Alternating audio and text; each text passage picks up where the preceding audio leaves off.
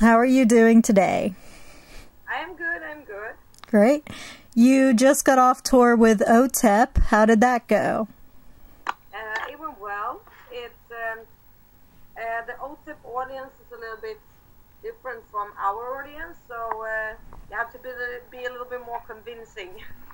Right. But, for what I think it went well for what it was. Mm-hmm. So yeah, it was good. Sometimes it was very good, and sometimes it was harder to convince the audience. Right. How was the audience different? They were younger, maybe? Yeah, they're younger, and I mean, our music is more kind of the old school down, more like, old school rock and roll, just straight rock and roll, and the OTEP is a little bit more poetic and psychedelic, maybe heavy hard rock. So yeah, it's a kind of a different audience, but I mean, we were on the Blackguard was also on that tour, and we kind of had this similar kind of audience. So when Blackguard and us were like popular, the OTEP was less popular and opposite. So Right. Well, those kids need to know where metal comes from, so absolutely, probably teaching them a bit better.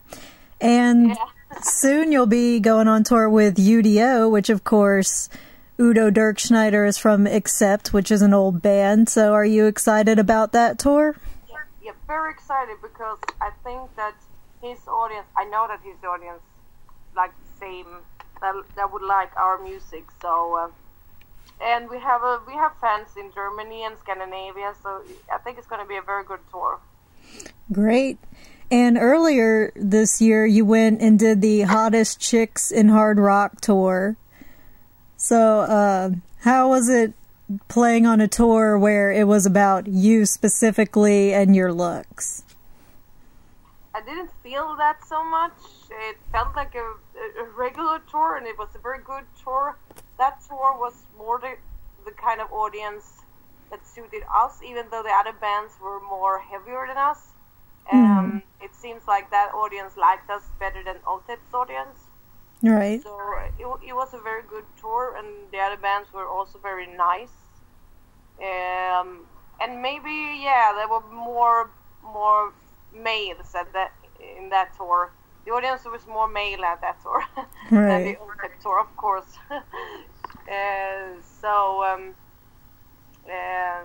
But otherwise, I didn't feel like it was any different. But it was a good tour, and it was actually a good package with the bands. And I think they should do more of those. I mean, they don't have to put that name. It was just because of the Revolver magazine and the calendar they did. Exactly. But I think that it's a good tour to put on female fronted or female bands together. Right. Maybe they could call it like something a little bit more feminist friendly and not just about some hot chicks. Exactly, because it's a kind of it's a kind of a little bit dorky with the 60s thing. That's a bit, but still, it's like I'm honored to be one of. So they put me in the calendar. I'm very honored with that. So. And I think actually it draws people with the hottest 60 metal. So. Mm-hmm. And speaking of your sound specifically, last year you released the album True Sound of the Underground. And in one interview you said that this album was more metal and your last albums were more rock. What do you think is more metal about it? It's heavier, and it's more of... It's a bit raw, and it's definitely more heavier, and I think my singing is also more metal. It was a kind of more sleaze rock, the Switchblade Serenade album, and for us this is the more True Sound of the Underground is more towards Judas Priest, and I think Switchblade Serenade is more towards Motley Crue sound. And I like both bands. They're my top 5 bands, both of them. But we really want to play more towards the Judas Priest and accept kind of metal. So so we are really happy with the new album. Great. And it's too bad Judas Priest isn't going to play anymore. Otherwise, you might have been able to play with them. Yeah, that would be awesome. That would be like amazing to do that. So yeah, it's kind of sad that they're not playing anymore. I did want to ask you, you're based in Gothenburg. What is the scene like there? Because so many great bands have come out of it, and you get so many tours through there. Yeah, the metal scene has always been very, very good in Gothenburg, but it's been more of the kind of heavier stuff like Haunted and In Flames, Soilwork. These bands are all the Gothenburg sound, and we don't fit quite into that sound. So maybe we feel a little bit that it's hard to convince Gothenburg about us.